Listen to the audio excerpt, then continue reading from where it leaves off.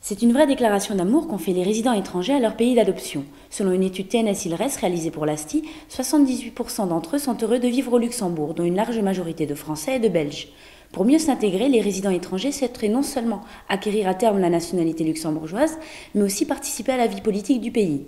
Mais les Luxembourgeois restent, eux, réticents face à cette envie. Près de la moitié sont contre le fait qu'un étranger se présente aux élections législatives.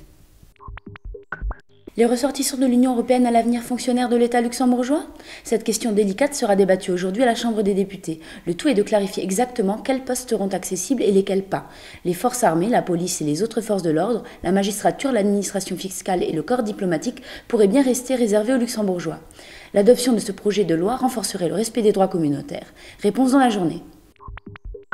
22 000 travailleurs frontaliers licenciés en un an. Voilà le chiffre avancé hier par le député Robert Weber, mais remis en question par le ministre du Travail Nicolas Schmit. Selon ce dernier, ce calcul est simpliste et à nuancer. Il faut savoir que 80% des travailleurs frontaliers sont des intérimaires, une classe particulièrement touchée par la crise. Sur 335 700 emplois salariés au Luxembourg, 147 400 sont occupés par des frontaliers, dont la majorité sont français, belges et allemands.